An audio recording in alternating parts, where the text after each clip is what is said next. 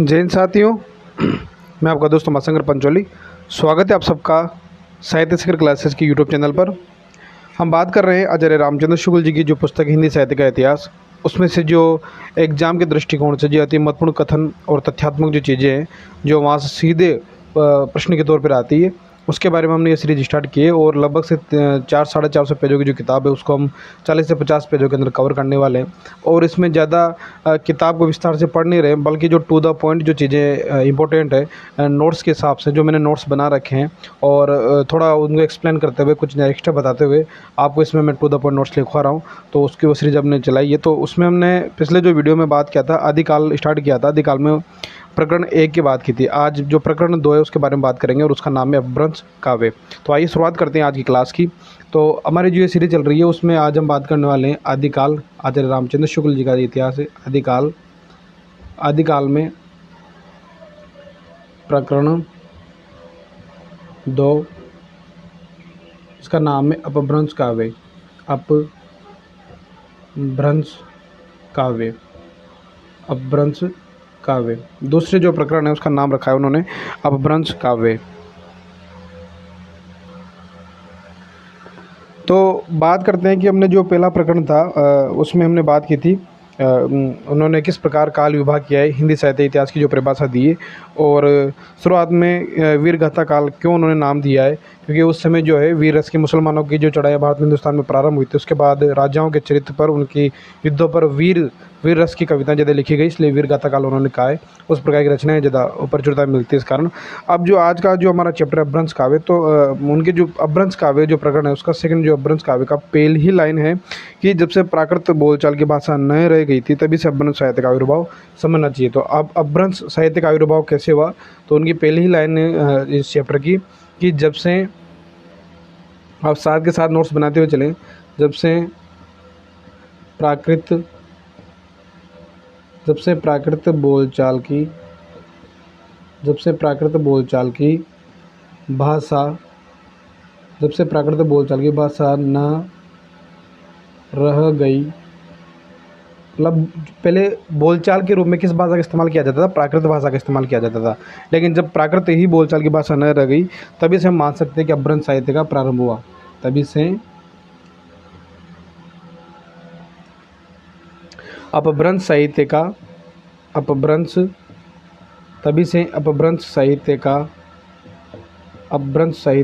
आविर्भाव समझना चाहिए।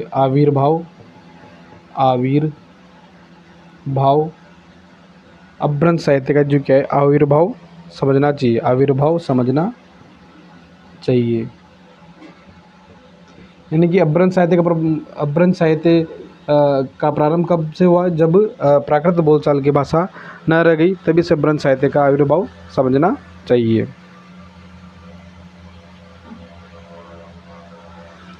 अब बात करते हैं कि अपभ्रंश साहित्य का जब बोलचाल की भाषा नहीं रह गई थी, तब जब बोलचाल की भाषा थी तब तक तो उसे देश भाषा कहा गया। अपभ्रंश जो भाषा थी, जब तक लोग बोल रहे थे उस तब देश भाषा कहा गया, लेकिन जब वो साहित्य की भाषा हुई तब जाके उसे अपभ्रंश भाषा का नाम दिया गया। तो दूसरा जो कथन इम्पोर्टेंट है वह है कि जब तक भाषा बोलचाल में थी, जब तक भाषा बोलचाल में थी, जो भाषा आम जनता इस्तेमाल करती थी, जब तक भाषा बोलचाल में थी, जब तक भाषा बोलचाल में थी, तब तक वह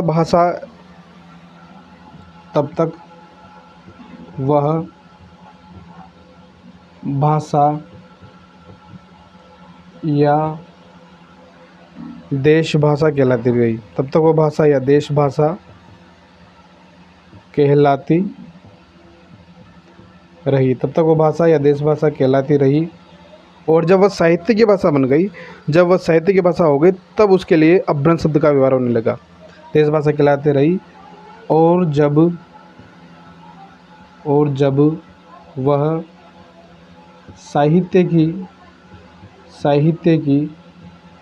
भाषा, जब वो साहित्य की भाषा हो गई, तब जब वह साहित्य की भाषा हो गई तब उसके लिए तब उसके लिए अपभ्रंश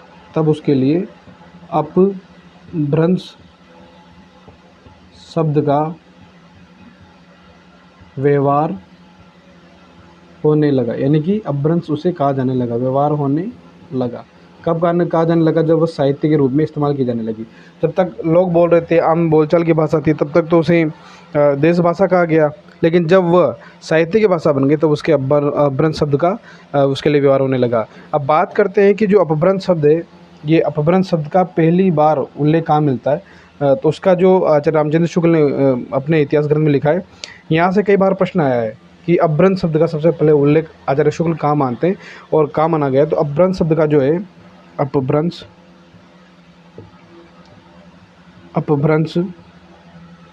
अपभ्रंश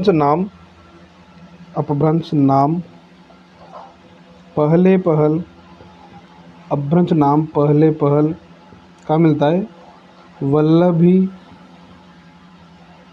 वल्लभी के राजा थे, वल्लभी के राजा धारसेन द्वितीय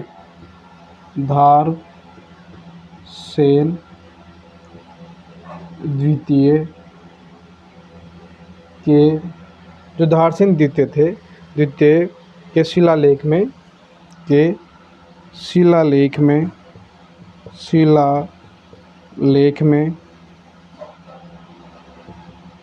मिलता है। धारसेन द्वितीय के शिलालेख में मिलता है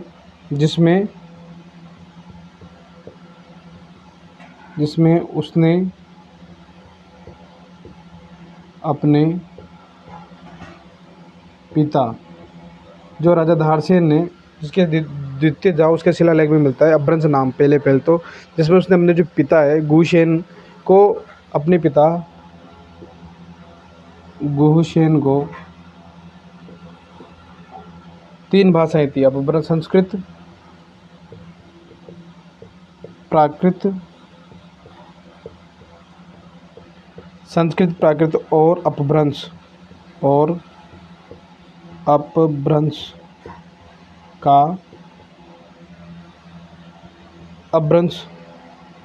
तीनों का कवि कहा।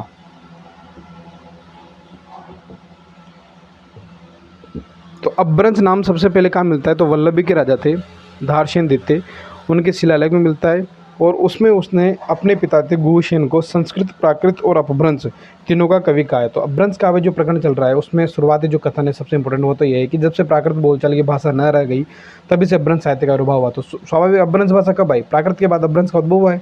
और जब तक कोई भी भाषा जो देश भाषा नॉर्मली लोगों में बोलचाल में रहती है तब तो वो भाषा कहलाती है, देश भाषा, लोक भाषा कहलाती है जिसे हम कहते हैं। और जब वो साहित्य की भाषा है तब उसे नाम दिया गया अपभ्रंश। और अपभ्रंश सबसे पहले मिलता है वल्लभी के राजा थे धारसेन द्वितीय, उनका एक शिलालेख है जिसमें उनके पिता गुहसेन को उन्होंने संस्कृत, प्राकृत और अपभ्रंश तीनों का कवि कहा है। संस्कृत का भी कहा है, प्राकृत का भी कहा है और अपभ्रंश का भी, तीनों का कवि कहा है। तो ये हो गया अपभ्रंश से जो भाषा है उससे संबंधित इंपॉर्टेंट फैक्ट जो आचार्य शुक्ल की किताब से हैं। 3 कथन अति महत्वपूर्ण है। इसके बाद बात करते हैं कि जो हमारे हिंदुस्तान में जो है जो बौद्ध धर्म था, बौद्ध धर्म से ही उसका जो विकृत रूप हुआ उससे एक शाखा निकली, वज्रयान शाखा, और सिद्धों की शाखा निकली जो कि भारत के पूर्वी क्षेत्रों में फैले हुए थे। तो इस वज्रयान शाखा से संबंधित भी एक कथन जो अति महत्वपूर्ण है जो पूछा जाता है उसके बारे में बात करते हैं जो आचार्य शुक्ल का है। तो वह कथन है कि वज्रयान में आकर महासुखवाद का प्रवर्तन हुआ। तो ये कथन पूछा जाता है ना, फिर तो इसके बारे में लिख लेते हैं कि वज्रयान, तो वज्रयान आपको पता है कि बौद्ध धर्म का जो विकृत रूप है उससे वज्रयान बना है। तो वज्रयान की बेसिक बात हो गई। और वज्रयान में आकर महासुखवाद, वज्रयान में आकर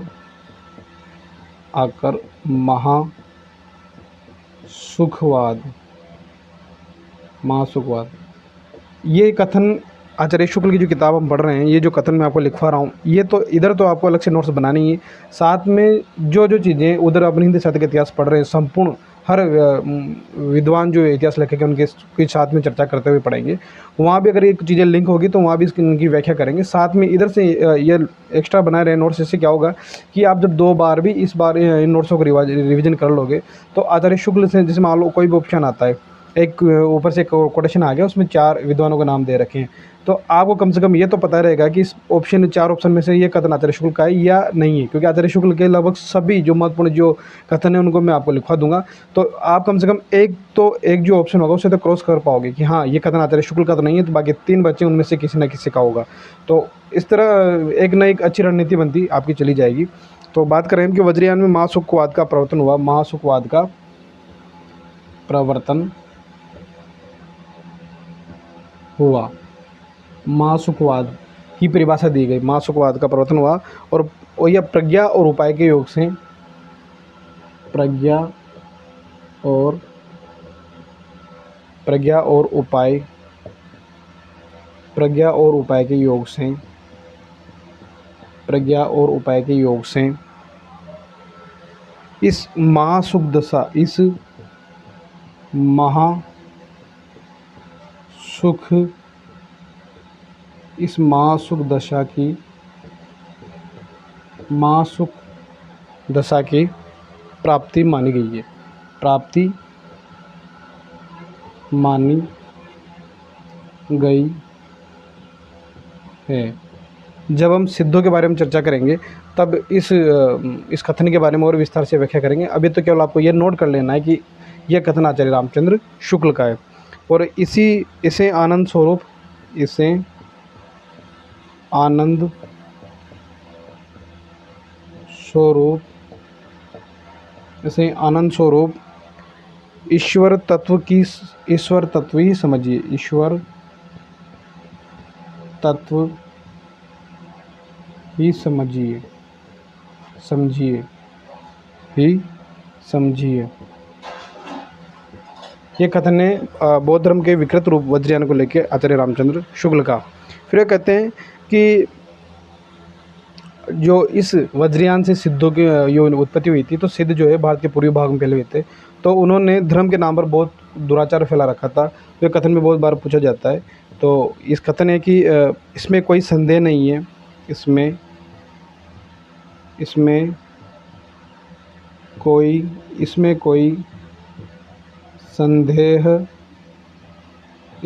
संदेह नहीं है कि, इसमें कोई संदेह नहीं है कि जिस समय, इसमें कोई संदेह नहीं है कि जिस समय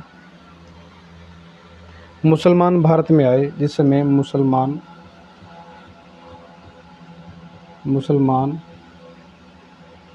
भारत में आए, जिस समय मुसलमान भारत में आए, इसमें कोई संदेह नहीं कि जिसमें मुसलमान भारत आए उस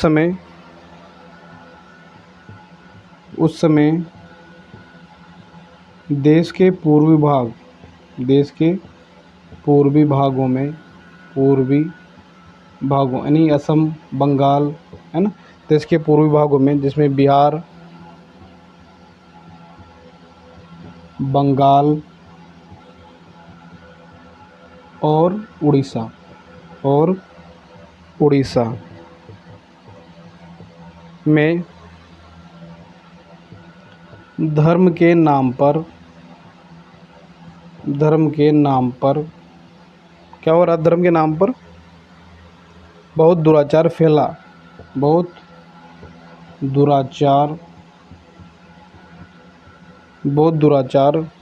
था। यह कथन भी सीधे पूछा जाता है कि कथन किसका था। आचार्य रामचंद्र शुक्ल का कथन है कि जिस समय मुसलमान भारत में आए थे उस समय देश के पूर्वी भाग में जब पूर्वी भाग में सिद्ध ही थे, तो वज्रयान के बौद्ध धर्म के वज्रयान का जो बौद्ध धर्म का विकृत रूप वज्रयान में है और वज्रयान से सिद्ध है। तो सिद्ध के देश के पूर्वी भागों में थे, बिहार, बंगाल, उड़ीसा में, और वहाँ उन्होंने धर्म के नाम पर बहुत दुराचार फैला रखा था, जैसे योग, योगिनी, साधना, बहुत सारी ऐसी बातें थी जिनके बारे में विस्तार से पढ़ेंगे तब बात करेंगे। अभी हम कथनों के बारे में चर्चा कर रहे हैं और बात करते हैं कि उन्होंने जो गोरखनाथ थे, नाथ पंथ के, उन गोरखनाथ को लेकर एक बहुत शानदार बात कही है, उसके बारे में भी ये कथन टू द पॉइंट पूछा जाता है। तो वो कथन है कि गोरख ने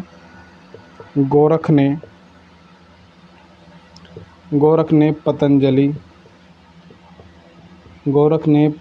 के उच्च लक्ष्य, गोरख ने पतंजलि के उच्च लक्ष्य ईश्वर प्राप्ति से लेकर, ईश्वर प्राप्ति से लेकर हठ योग, हठ योग, ईश्वर प्राप्ति से लेकर हठ योग का प्रवर्तन किया, हठ योग का प्रवर्तन, हठ योग का प्रवर्तन किया। वज्रयानी, वज्रयानी, वज्रयानी सिद्धों, जो ये सिद्ध थे वज्रयानी सिद्धों का लीला क्षेत्र, का लीला क्षेत्र वही देश का पूर्वी भाग, का लीला क्षेत्र, वज्रयानी सिद्धों का लीला क्षेत्र भारत का पूर्वी भाग था, भारत का पूर्वी भाग था, भारत का पूर्वी, भारत का पूर्वी भाग, भारत का पूर्वी भाग था। गोरख ने अपने पंथ का प्रचार कहाँ किया था? गोरख ने अपने पंथ, नाथ पंथ का, गोरख ने अपने पंथ का, अपने पंथ का प्रचार प्रसार, प्रचार देश के, प्रचार देश के पश्चिमी भाग। तो ये एक प्रश्न ये भी बनता है कि सिद्धों ने अपना धर्म का प्रचार कहाँ किया? तो पूर्वी भाग में, और नाथों ने अपने पंथ का प्रचार किया था देश के पश्चिमी भागों में, पश्चिमी भागों विशेषकर राजपुताने, राजपुताने और पंजाब, राजपुताने और पंजाब में किया। तो एक कथन यहाँ से पूछा जाता है। एक प्रश्न तो ये हो गया कि सिद्धों ने लीला क्षेत्र भारत का पूर्वी भाग था और गोरख ने अपने जो पंथ का प्रचार किया वो पश्चिमी भाग में किया था। एक कथन तो ये हो गया। दूसरी बात करते हैं तो गोरख ने पतंजलि के उच्च लक्ष्य और ईश्वर प्राप्ति को लेकर हठ योग का प्रवर्तन किया। ये कथन कई बार पूछा जाता है। तो ये 3 कथन और इंपॉर्टेंट हो गए। पहला तो वज्रयान में आकर मासुकवाद का प्रवर्तन हुआ। प्रज्ञा और उपाय के योग से इस मासुक दशा की प्राप्ति मानी गई है। इसे आनंद स्वरूप ईश्वरत्व समझिए। ये कथन आचार्य शुक्ल का है और इसमें कोई संदेह नहीं है कि जैसे मेरे मुसलमान भारत में आए उस समय देश के पूर्वी भाग बिहार, बंगाल और उड़ीसा में धर्म के नाम पर दुराचार फैलाता है। ये कथन आचार्य शुक्ल का है। और गोरख को लेकर जो कथन कहा गया, गोरख ने पतंजलि के उच्च लक्ष्य से प्राप्ति से लेकर हठ योग का प्रवर्तन किया। ये कथन आचार्य शुक्ल का है जो अति महत्वपूर्ण है। बात करते हैं आगे कि नाथ पंथ को लेके किस प्रकार उनकी भाषा को क्या नाम दिया आचार्य शुक्ल ने, उसके बारे में जो कथन है उसको बात करते हैं। और एक बात करते हैं कि आचार्य शुक्ल ने जो है इन जो नाथ सिद्धों और नाथों की जो रचनाएं थी इनको मतलब एक सांप्रदायिक शिक्षा का है, मतलब इन्हें शुद्ध साहित्य में नहीं माना है। तो वह परिभाषा बहुत से पूछी जाती है। और अपभ्रंश काव्य का समाप्ति ये किस कवि से मानते हैं उसके बारे में बात करते हैं। चलिए शुरुआत करते हैं आगे की।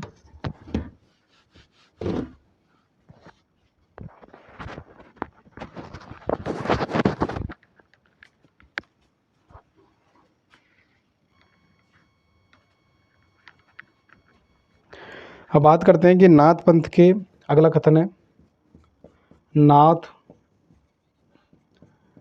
पंथ की बात आ गई गोरखनाथ की। तो नाथ पंथ के इन जोगियों ने, नाथ पंथ के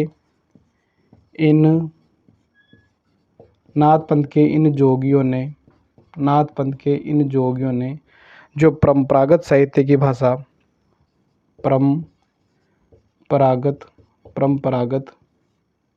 साहित्य, परंपरागत साहित्य की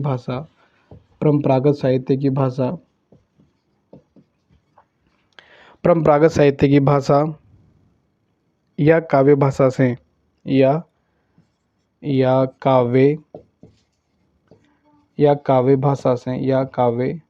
भाषा से, परंपरागत साहित्य की भाषा या काव्य भाषा से जिसका ढांचा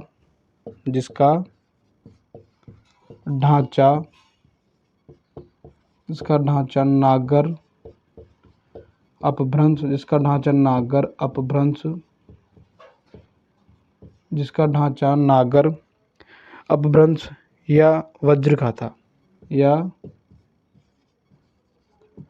वज्र का था, अलग एक सदुकड़ी भाषा का सहारा लिया, अलग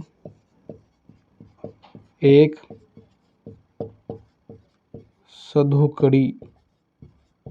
सदुकड़ी भाषा का सहारा लिया। ये जो चैप्टर चल रहा है अपभ्रंश काव्य, ये लगभग 17 से 18 पेजों का चैप्टर ये मैंने पूरा पढ़ा है। उसमें से जो जो इम्पोर्टेंट फैक्ट है, जो इम्पोर्टेंट कथन है, उनको मैंने एक पेज में उतारा है। तो ये मान लो कि 1 या 2 पेज में आपका वो 18 पेजों का जो चैप्टर है वो कंप्लीट हो जाएगा। ये जो इम्पोर्टेंट जो कथन है वो पूछे जाएंगे तो यही पूछे जाएंगे, इसके अलावा दूसरा कथन पूछे नहीं जाएंगे, इसकी गारंटी मेरी है। अलग एक सुडोरी भाषा का सहारा लिया, जिसका ढांचा जिसका जिसका ढांचा जिसका ढांचा कुछ खड़ी बोली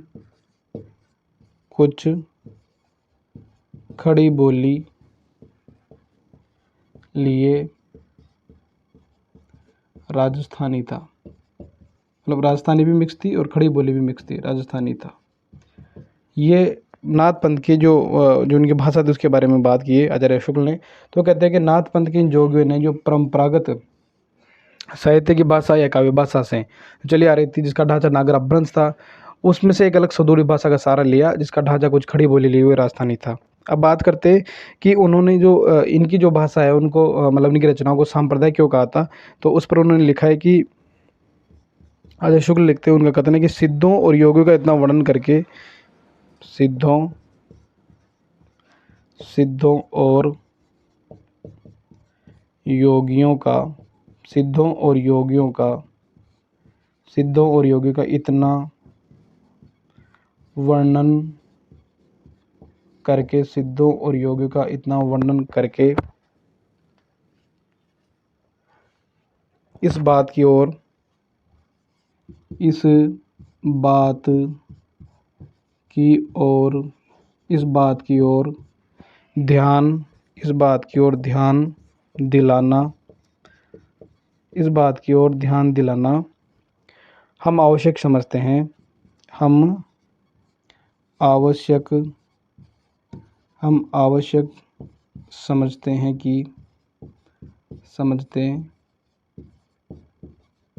कि अब वो क्या आवश्यक समझते हैं कि उनकी रचनाएं, और उनकी रचनाओं के बारे में बात करें सिद्ध योगियों की, समझते हैं कि उनकी जो रचनाएं थी उनकी रचनाएं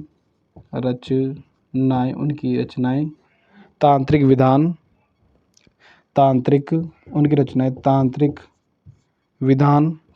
विधान योग साधना तांत्रिक विधान योग साधना आत्मनिग्रह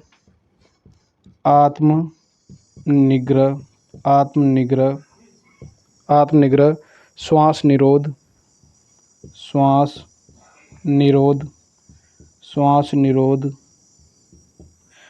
निरोध भीतरी चक्रों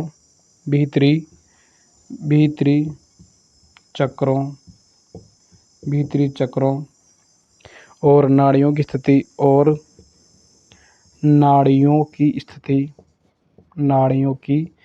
स्थिति भीतरी चक्रों और नाड़ियों की स्थिति। ये कथन आपको अपने नोट्स में ऐसे कैसे लिखने हैं, और यूँ मान लो कि 2 बार भी कम से कम आपने पढ़ लिया तो ऑब्जेक्टिव क्वेश्चन में जब आपके सामने कथन आएगा तो आप पहचान लोगे कि कथन आचार्य रामचंद्र शुक्ल का है। नाड़ियों की स्थिति, अंतर्मुख साधना के महत्व, अंतर्मुख साधना का महत्व इत्यादि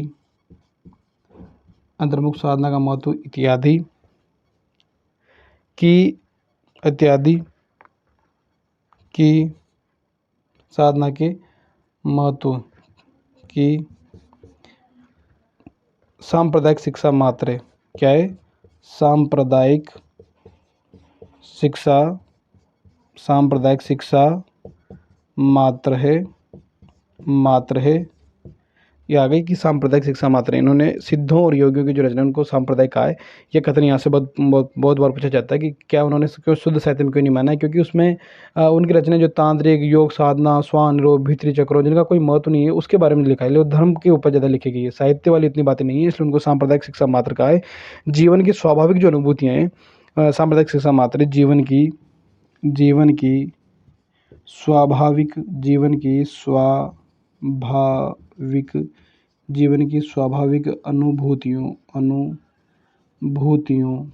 स्वाभाविक अनुभूतियों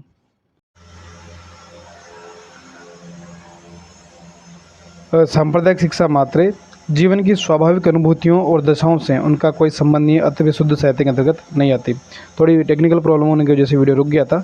तो ये है कि सांप्रदायिक शिक्षा मात्र, ये कथन जो है वो जीवन की स्वाभाविक अनुभूतियों और दशाओं से उनका कोई संबंध नहीं है, अतः वे शुद्ध साहित्य के अंतर्गत आती है। ये यहाँ से अति इंपॉर्टेंट परिभाषा है। बाकी ये पूरा कथन इंपॉर्टेंट है कि सिद्धों और योगियों का वर्णन करके इस बात की ओर ध्यान दिलाना हम आवश्यक समझते हैं कि उनकी रचनाएं तांत्रिक विधान, योग साधना, आत्मनिग्रह, श्वास निरोध, भीतरी चक्रों और नाड़ियों की स्थिति अंतर्मुख साधना के महत्व इत्यादि की सांप्रदायिक शिक्षा मात्र, क्योंकि जीवन का जो वास्तविक अनुभूतियाँ जो है दशाएं क्या है उनसे इनका कोई संबंध नहीं है, इसलिए शुद्ध साहित्य के अंतर्गत वे नहीं आती। इस बात का विरोध आचार्य हजारी प्रसाद द्विवेदी ने किया है, उसके बारे में हम बात करेंगे जब हिंदी साहित्य का इतिहास पढ़ेंगे, वहाँ ये बात आएगी तब। और लास्ट में बात करते हैं इन्होंने अभ्रंश का जो काव्यिक समाप्ति मानी है वह सारंगदर्श से मानी है। ये अच्छे काव्य सूत्रकार थे और अभ्रंश की रचना की परंपरा यही समाप्त होती है, यह सारंगदर्श से मानते हैं। ठीक है, आज क्लास में इतना ही। साथ के साथ आप नोट्स बनाते हुए चलें, रिविजन करते हुए चलें। क्लास कैसी लग रही है इसका कमेंट सेक्शन में जरूर आप रिप्लाई करें और नियमित बिना किसी तनाव के, बिना इधर उधर की सोचे तैयारी करते रहे। रेगुलर वैकेंसी बहुत जल्द आने वाली है और आपको सिलेक्शन लेना है साहित्य शिखर क्लासेस के साथ। जय हिंद, जय भारत।